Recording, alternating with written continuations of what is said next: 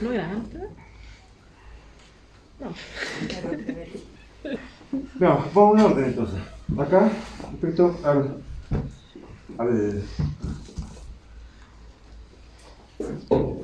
sistema respiratorio, partíamos siempre identificando un ollar, ¿cierto?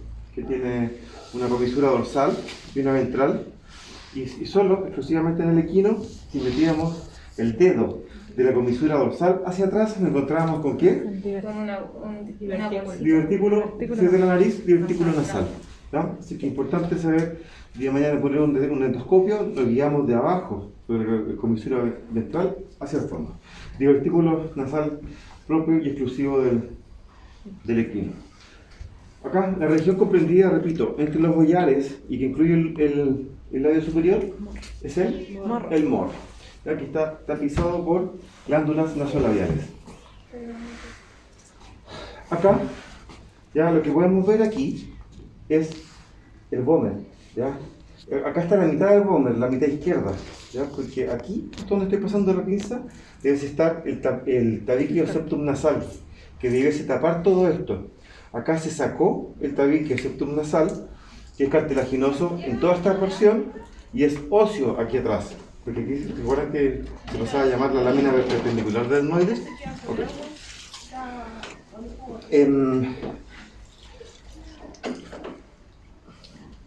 Bueno, el vómer, ¿cierto?, es acanalado. Acá se ve solamente la mitad y es lo que nos permite darle una posición o un asentamiento al tabique septum nasal, que aquí, repito, no está. Y es gracias a eso que podemos identificar entonces aquí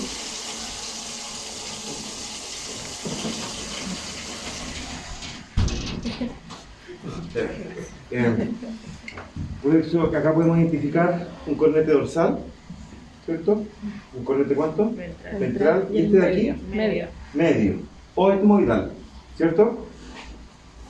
Es por eso que solamente esta porción o esta región de la cavidad nasal es la región olfatoria, que tiene que ver con las terminaciones nerviosas que reciben estímulos químicos, y todo lo demás es la porción respiratoria de la cavidad nasal. Okay. Acá podemos ver que estos cornetes hacen que sea laberíntico todo esto, lo que detiene el aire o lo hace más lento para que llegue finalmente de laringe a tráquea. Por lo tanto, esta forma no es porque sí. Al ser la mucosa nasal muy irrigada, hace que, además de transitar más lento que si fuera directo esto, el aire se vaya temperando un poquito al ser muy irrigado, al estar bien superficial esta mucosa llena de sangre. La sangre tiene una temperatura distinta a la del aire, ¿no? Eso. También al ser húmeda la mucosa nasal permite que capte partículas de suspensión para que no entre directamente al pulmón y se van formando de a poco los moquitos. ¿Bien? Este espacio que tenemos hacia adentro es la nasofaringe. ¿Okay? Por eso que acá hay una y dos coanas en todas las especies, excepto en el bovino. De aquí a acá ya llegamos a la faringe, ¿sí? Porque esta es la cavidad central de la boca, que yo decía que era virtual porque siempre está ocupada por la lengua. ¿Ya? Y si vamos en orden, entonces, acá en esta lengua podemos identificar no más que la porción libre de la lengua, el cuerpo y las raíces de la lengua. Acá podemos ver los músculos intrínsecos de la lengua, porque los extrínsecos dijimos que iban de alguna estructura externa a la lengua y se insertaban en ellos. Acá no se puede identificar de ninguno. ¿Ya? Lo que sí podemos ver acá, el frenillo lingual. Porque nosotros cuando nos vemos en el espejo y levantamos la lengua, encontramos un frenillo lingual, que en el porcino era doble, ¿no? Siempre abundan las papilas filiformes, que son mecánicas, en la porción libre de la lengua. Y si nos detenemos y vemos una cosita un poquito más redonda, ya igual la formalina hace lo suyo y el tiempo. Si alguien identifica por ahí una cabeza chiquitito, son papilas gustativas ya, son las fúngicas. En esta especie, veamos si tenemos suerte de ver si es que encontramos alguna papila circunvalada o alatae, pero son bien grandes y en la presentación se veían. No, aquí no. Acá lo que me interesa que cachen bien es que la orofaringe o istmo de las fauces vendría siendo este espacio de acá, ¿ya? La orofaringe, que está la faringe, la comunicación de la faringe con la cavidad vocal es la orofaringe o istmo de las fauces. Y tiene dos pilares, dos límites. el pilar anterior o pilar palatogloso y el pilar posterior o el pilar palatofaringeo. Son pliegues de la mucosa. Entonces, si yo pesco esta lengua y la tiro para el lado, el pliegue que está tocando la lengua ahí, ese es el pilar anterior de la orofaringe o el pilar palatogloso. ¿Ya? Ese ahí. Ese que está agarrando la pinza. Sencillamente eso. Y por otro lado, el pilar palatofaringio, faringio, no palatogloso, ¿ya? Es lo que une el paladar con la faringe. Y sería este. Este es el pilar palatofaringio, ¿ya? ¿Se ve ahí? Este es el paladar blando, ¿ya? Y ese pliegue es el pilar posterior de la orofaringe o el palatofaringio, ¿sí? Este de acá. Ese. ¿Lo ven? Eso, ¿ya? Que este es el paladar duro, que característicamente tiene las crestas palatinas, y el paladar blando no tiene crestas palatinas. Por lo tanto, si seguimos el paladar blando, cuando termina hacia los lados, forman el pilar palatofaringio. Sería ese. Justo ahí la epiglotis, la mitad de la epiglotis que queda, me está tapando el pilar palatofaringio. ¿Ya? Ok. ¿Qué más? La carúncula sublingual no se alcanza a ver en la muestra, pero sí ya identificamos bien lo que es faringe. Por lo tanto, viendo las 7 comunicaciones de esta especie, tenemos las 2 coanas, o nasofaringe, la orofaringe, que ya vemos para dónde va, que van 3, hacia caudal y hacia arriba se continúa con el esófago. Esto es esófago, 2 centímetros de esófago, pero está la comunicación con el esófago. Siempre ventral al esófago encontrábamos la tráquea. Bueno, en este caso vemos parte de la laringe. De aquí para allá empieza la tráquea. 5. Y recuerden que en todas las especies, pero en esta especie se formaba con una especie de ojal. ¿Ya? Tenemos la abertura de la tuba auditiva o de la trompa de Eustaquio. ¿Ya? Lateralmente a ambos lados está la abertura o la apertura de la tuba auditiva o trompa de Eustaquio. Eso de ahí. ¿Ya? Bien. Y en esta especie, ¿qué era lo importante que hay que recordar respecto a la tuba auditiva? ¿Quién se acuerda? Ahí va la bolsa gutural. Exactamente, las bolsas guturales. ¿Ya? Sí, acá está roto. Y por suerte, porque ahí yo puedo meter los dedos ya en la misma bolsa gutural y veo que es un fondo de saco. Es un divertículo, es como una guatita que se le forma a la tuba auditiva. ¿Ya? Entonces, estas son propias del equino, no las encontramos en otra especie. Y tienen que saber que hay una cavidad ahí adentro y que muchas veces cuando se llena de pus, ¿ya? Vamos a encontrar el empiema de las bolsas guturales, las distintas patologías específicas de esta especie. Ok, acá tenemos una laringe cortada justo en la mitad. Entonces, alcanzamos a ver un trozo de epiglotis. Que si recordamos, los cartílagos de la laringe, didácticamente es fácil aprendérselo así. Los cartílagos impares en la epiglotis, que es el más craneal de los cartílagos, de todos los cartílagos. Después, cartílago tiroides, que no tiene techo. Son 2 láminas que se forman así, en el cuerpo, que se están viendo en la punta de mis dedos. Cartílago tiroides, ¿ya? Y acá no está bien trabajado, porque yo sé que la continuación del cartílago cricoides, que es el más caudal de los cartílagos laringeos, viene la tráquea hacia atrás.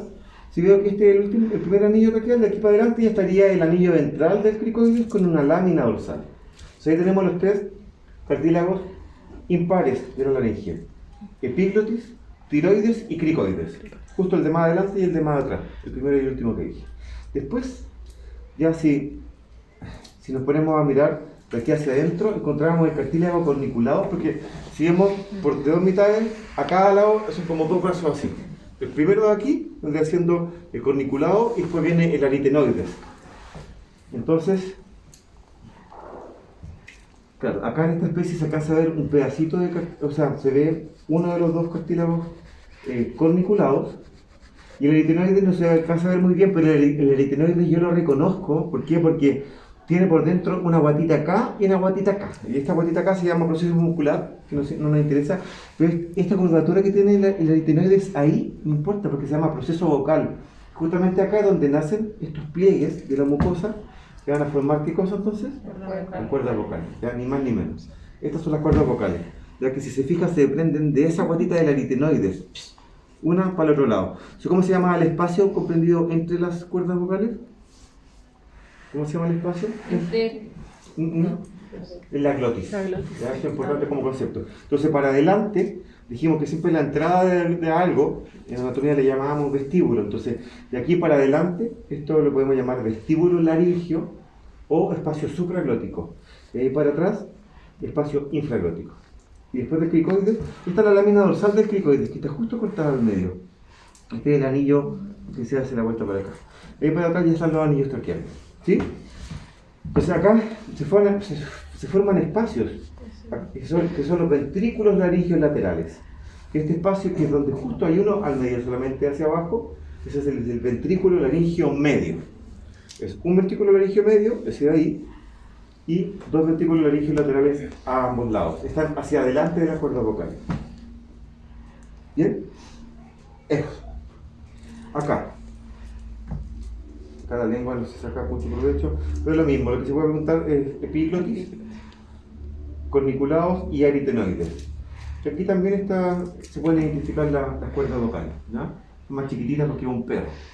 Pero acá está súper bien, se puede identificar muy bien, mejor en esta muestra. Acá, no es materia del curso, pero los anillos traqueales en esta especie, en el canino, tenían forma de U, no eran completos, por lo tanto, acá había un músculo traqueal, que era intraluminal en esta especie, pero que terminaba de cerrar esta forma que estaba inconclusa. En cambio, recuerden que el bovino tiene los 4 o 5 anillos traqueales, ¿de qué manera? Normales, ya se junta, acá se nos junta, pero después hacia atrás toman la cresta traqueal. Ok. Eso más o menos lo que se puede rescatar de árbol bronquial real, trabajado por supuesto. Entonces, ¿quién les podría preguntar yo acá? ¿Ustedes? Allá vamos. Pero para partir de lo básico, ¿cómo se llama este punto que está acá? Donde se bifurcan los dos bronquios principales. ¿La cona? No, la cona está aquí. No, después se me fue. Tiene nombre de mujer. La carina traqueal, ¿ya? Esa es la carina traqueal, el punto de bifurcación de los dos bronquios principales. Entonces este es un patrón que tienen que recordarse, porque en radiología, justo la carina traqueal se posa sobre el corazón. Después tú empiezas a identificar ya en el ramo patrones bronquiales, alveolares, etc. Entonces yo le puedo preguntar ahí la carina traqueal, o si me voy un poco más hacia acá, este correspondería, está duro, al bronquio principal derecho. ¿Y cómo sé que es derecho o izquierdo? Porque yo sé que este es un chancho. ¿Y cómo sé que esto puede ser un chancho? Tiene 3. O una vaca. ¿Por Tiene qué? 3 bronquios. Porque tiene 3 bronquios. Traqueal los principales. Exactamente. Este de aquí es el que decían ustedes. Este es el bronquio traqueal, apical o accesorio. Pero el bronquio accesorio o traqueal es el que más ocupamos, que siempre iba a suministrar de oxígeno al pulmón derecho. Entonces ya con esto sabemos que puede ser un chancho grande o una vaca chica, porque los rumiantes y los cerdos tenían el bronquio traqueal o accesorio. Pero ¿cómo sé que esto no es vaca y si es chancho? Por la cresta. Por la cresta traqueal. Perfecto. Muy bien. Ya también podríamos preguntar el bronquio principal izquierdo, ¿ya? Pero más que nada para que sepan cómo es la ramificación bronquial, que parte por dicotomía, con los dos bronquios principales, izquierdo y derecho, después los bronquios secundarios, los bronquiolos, hasta que llegamos después al alveolo pulmonar, donde se produce el intercambio gaseoso, ¿ya? La hematosis. Eso con esa muestra. Ok. Vamos. No me gusta mucho, pero después sacarme los guantes y continuar con el otro. Estos son los lóbulos pulmonares del perro, así que no va al caso. No queda casi nada. Acá. Es lo que mostró también el perro, que no lo vuelve. Bien. Si nos vamos fuerte y derecho al sistema digestivo, esta materia está fresquita.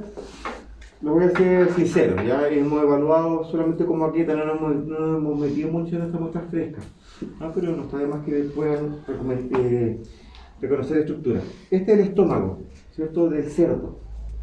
¿Cómo sé que es cerdo? Lo que acabamos de ver. ¿Con cuánto? Colon helicoidal. Helicoidal, muy bien. ¿Ya? Entonces todo estómago tiene una curvatura menor, una curvatura mayor. De la curvatura mayor nace o se desprende un pliegue, una modificación del peritoneo que corresponde al aumento mayor o ligamento gastroesplénico. ¿Ya? O sea, el aumento mayor, el aumento cirujano, viene de acá también y grande para acá. Pero por eso que se dice que tiene continuidad con el ligamento gastroclénico. Aquí está el bazo del cerdo, con una cara parietal, una visceral, un extremo proximal, uno distal.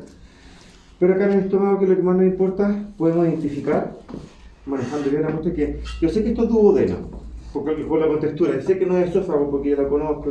Bueno, y en la curvatura menor sale el duodeno, pero llega el esófago, ¿cierto? Acá. Este sería un centímetro y medio de esófago, ¿sí? Y se nota el tiro porque tiene el lumen, tiene las capas musculares en el lumen, ¿bien? Y es un poquito como estrellado el lumen porque está lleno de pliegues. Entonces, un poquito más profundo de esta llegada, acá ya encontramos el cardias, ¿cierto?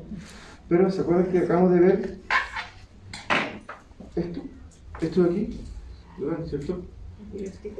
El divertículo gástrico, ¿ya? Propio y exclusivo de esta especie, divertículo gástrico.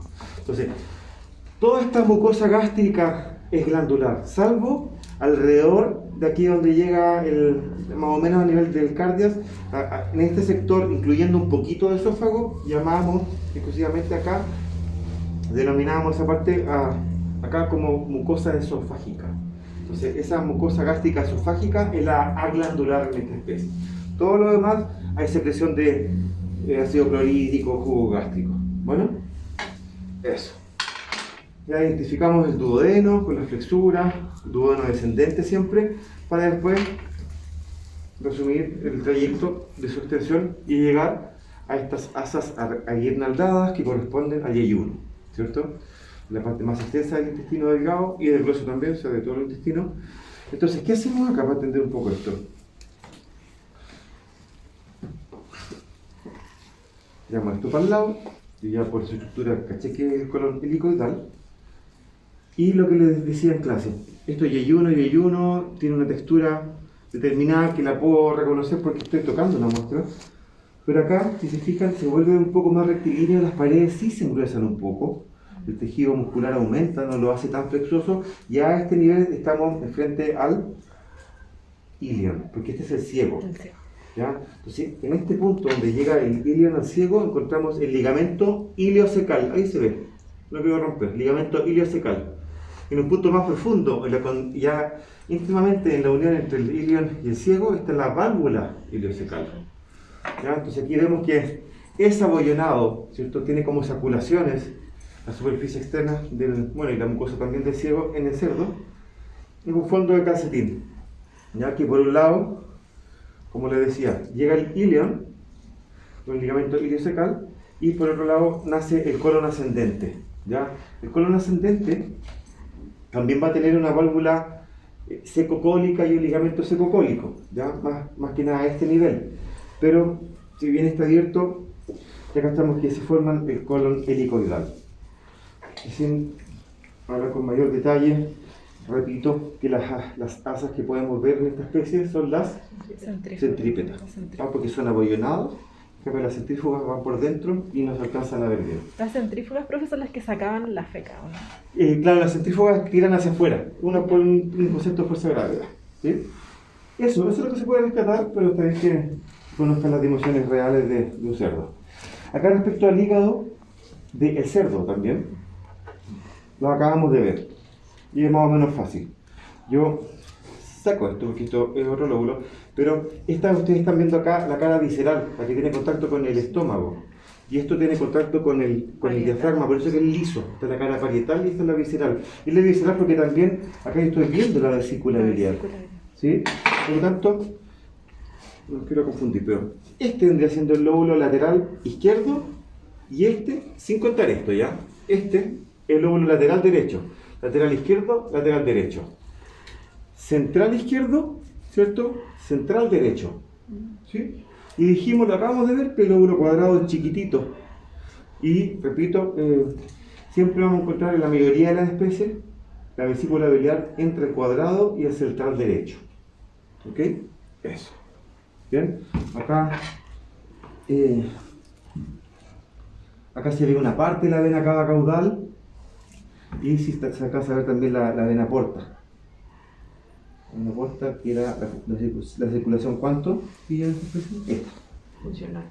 Es funcional. Muy bien, porque la nutricia tiene que ver con la arteria hepática. ¿Ya? Aquí eso es lo que se puede rescatar, la lobulación. Ah, bueno, y me faltó este, porque lo habíamos dejado fuera, que es el lóbulo caudado. No cuadrado, caudado. Caudado. Eso. Un poco con algo de tensión en el principio de la clase, pero la cabeza de la vaca está para allá, hacia ustedes, vamos para allá, y la cola para acá.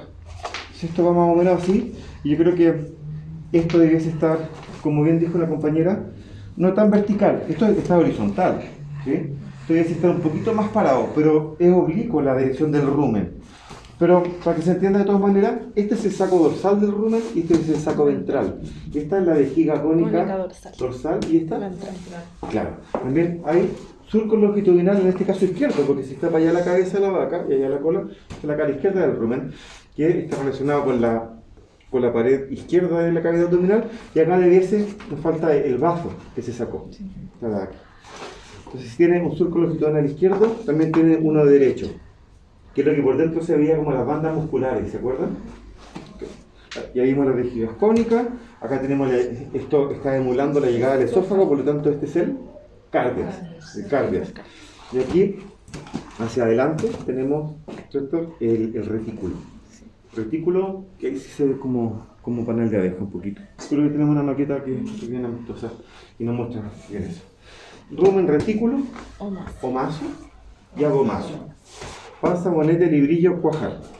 ¿Ya? Acá por dentro del omaso veíamos que tenía las láminas primarias hasta las cuaternarias y habían más o menos de 15 a 20 ciclos por omaso. Y el abomaso tenemos una porción fúndica y una pilórica.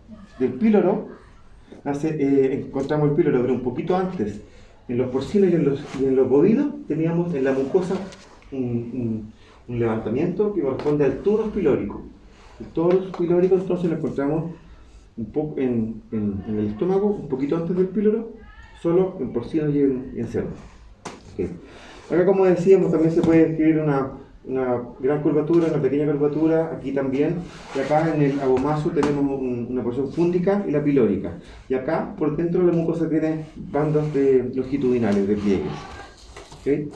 También hay comunicaciones, pues acá encontraríamos la comunicación o el foramen omaso reticular, en la comunicación del rumen con el retículo. No, dije omaso, bueno, rumeno reticular, ¿sí? Después hay comunicación entre el retículo y el omaso, que hay un orificio retículo omasal, y después, finalmente, el omaso con el abomaso, un foramen o orificio de comunicación omaso-abomasal, sencillamente un juego de palabras. ¿Y cruzado estaría como la gotera? Claro, la gotera se lo voy a mostrar al tiro, pero estaría más o menos del cardias, ¿sí? El foramen retículo omasal. ¿Bien? Y estábamos así, ¿cierto? Rumen, saco dorsal, ventral, craneal, acá está la cabeza y está la cola. Está el vaso que no tenía esa imagen. Y en los surcos longitudinal izquierdo y derecho, vejigas cónica dorsal y ventral. ¿Cierto? Rumen, retículo, omaso, abomaso. Ahora vamos a complementar la clase teórica con el aspecto interno de esto. De aquí vemos el esófago y ahí estaría el cardias. ¿Cierto? ¿Cuál es la particularidad a nivel del cardias en los rumiantes que no tienen la otra especie? Que se puede abrir, no sé si a voluntad, pero... Que tiene tejido muscular, musculatura estriada. ¿Ya? Entonces, aquí vemos las láminas, como se disponen las láminas en el omaso, en esta especie, y los pliegues de la mucosa longitudinal en la porción fúngica, principalmente del abomaso. Porque esto va así. ¿Ya? Ahí tenemos la comunicación, en este caso, omaso-abomasal. Ahí. Bueno, ahí se incurva hasta la porción pilórica del abomaso, y aquí ya tenemos el píloro. Y por dentro deberíamos encontrar un levantamiento que, repito, corresponde al torus pilórico. Para no perdernos esto, esto va así. Si yo lo abro, aquí tenemos por dentro lo que son surco longitudinal izquierdo y derecho, son bandas musculares que se llaman por dentro, que dijimos. Y el de atrás es sumamente grueso, se llama el mango del maletero. Si tú unes eso con eso, vas a ver que todas estas bandas musculares, si se fijan, están desprovistas de papilas. ¿ya? Y las papilas que encontrábamos en el rumen eran las papilas foliadas que abundaban en el saco ventral, porque por gravedad vamos a encontrar más el líquido rumenal y el alimento relacionado con el saco ventral, que es más chico que el saco dorsal, pero aquí hay más abundancia de papilas foliadas. Ok, el retículo es tal cual, como se ve acá, la mucosa reticulada como panal de abeja. Y la otra mitad que nos queda, vemos acá entonces,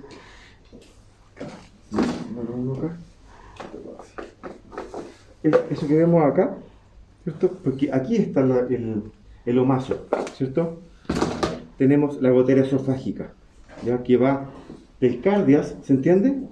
Cardias por afuera, aquí, del cardias, ¿ya? Hasta el retículo, pero este es el retículo, ¿estamos de acuerdo? Y acá en este punto, si lo vemos por acá, es la comunicación que tiene del retículo con el omaso. Por eso que la gotera esofágica, pregunta de prueba, va desde el cardias hasta el foramen retículo omasal, ¿ya? Igual es bueno esta parte práctica porque se les puede quedar más. Ahí están las láminas y yo creo que hasta ahí estamos bien. Seguimos viendo, igual si estamos en digestivo también se le puede preguntar músculos masticatorios. Lo mismo de siempre, ya se lo saben de memoria. Acá lo mismo, el paladar blando, la laringe, la epiglotis, los corniculados, las cuerdas vocales, la tráquea, el esófago dorsal de la tráquea, y a este nivel ya vemos los pulmones y nos encontramos con lo mismo. Ya acá el rumen, no se puede abrir, o sea, el estómago alequino, el rubino, pero más que nada lo saco para que vean la disposición. ¿Se acuerdan que hablábamos de que el yeyuno lo encontramos principalmente en el piso de la cavidad abdominal, por el lado derecho? Entonces, para que me interesa este cuento, no se olviden nunca que la cesárea no se hace por el lado derecho, sino que en este lado que nunca se te va a caer por un tajito todo el rumen completo, ni los compartimentos. Acá arriba, esto, si el que quiera saber, corresponde al páncreas, ¿sí? Y este vendría siendo el riñón. Esta vendría siendo la aorta torácica, aorta abdominal. ¿Y si sacamos esto de acá? Bueno, ¿cómo se llama este pliegue peritoneo? ¿Que se les puedo preguntar? Mesenterio. El gran mesenterio. Si lo vemos por este lado, vemos que en el lado derecho de la cavidad abdominal del bovino encontrábamos el colon, ¿cierto? El colon, que es un fondo de saco, ¿cierto? Perdón, el ciego, que es un fondo de saco, y de aquí se origina el primero. Entonces, como concepto, fíjense que está el ciego, que es la primera parte del intestino grueso, después viene el colon. El colon del bovino parte como colon ascendente. Y ese colon ascendente se divide en dos partes. En un colon sigmoideo, que tiene una vuelta para acá y otra vuelta para acá. Y después viene el colon, ¿cuánto? Espiral. Espiral. Con las asas centrífuga, centrípeta. Centrífuga, centrípeta. ¿Ya? Entonces, ciego, colon ascendente, es todo esto hasta el colon sigmoideo. Y el colon espiral con asas centrífuga, centrípeta, centrífuga, centrípeta. Y después, un par de vueltas más, pasa a ser colon transverso y después viene como colon terminal o colon descendente. ¿Ya? Eso. Acá, la nomenclatura del hígado del bovino, por suerte, no era para nada complicada. Solamente encontrábamos un lóbulo hepático, ¿cierto?, izquierdo y derecho. No había centrales. ¿Ya? Solamente estaba el lóbulo cuadrado y acá solamente en el lado derecho encontrábamos un lóbulo central derecho. Y aquí la vesícula biliar con el conducto cístico, que se resume a esa parte nomás, porque al juntarse con el hepático formaban ese tramo en verde que sería conducto coledoco. Porque el cerdo y el bovino tienen un puro conducto pancreático. ¿Ya? El conducto coledoco en cerdo y en bovino llega a la papila duodenal mayor, y el conducto pancreático accesorio, que se llama el único conducto pancreático, repito, en cerdo y en bovino, llega a la papila duodenal menor. Y acá también, acá arriba, este hígado tenía el lóbulo caudado con una porción caudada y una papilar. Todas las demás especies, como la que vimos en cerdo ahora, tienen solamente la porción caudada del lóbulo caudado. ¿Bien?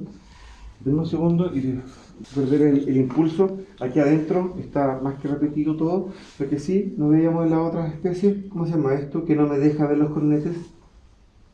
¿Cómo se llama esto? ¿Estoy viendo los cornetes? A todo esto. ¿Cómo se llama? Por ejemplo, este espacio donde está la pinza entre el cornete ventral y el piso de la cavidad nasal. Meato ventral. Entre el espacio entre el cornete ventral y el dorsal. Meato dorsal. Meato medio. Y entre el cornete dorsal y el techo de la cavidad nasal es el meato dorsal. ¿Ya? Entonces, acá yo estoy viendo todo este recorrido que está haciendo la pinza. Todo este recorrido corresponde al cuarto espacio meato, que es el meato común. ¿Cierto? Y a lo que voy es que yo puedo ver los cornetes porque en esta muestra sacaron el septum o tabique nasal. ¿Ya? Esa es la idea para recordar. Por eso que es un meato dorsal, uno medio, uno ventral y un meato común a cada lado del tabique o septum nasal. ¿Okay? Esta especie ya de perogrullo, si no en la teórica, en el práctico se va a preguntar eso. ¿Hueso rostral? El hueso rostral, ¿ya? Único y exclusivo de chanchito. También esta muestra es bien elocuente porque nos muestra esta gran glándula parótida. Bueno para comer el chanchito. ¿Sí? La más externa de todas, que recuerden que tiene el conducto parotidio que entra al vestíbulo bucal. Y bajo ella, en esta especie bien redondeado, encontramos la glándula mandibular, que el conducto mandibular llega, ¿cierto?, a la carúncula sublingual, que está al lado de los frenillos linguales del cerdo, porque son dobles, ¿cierto?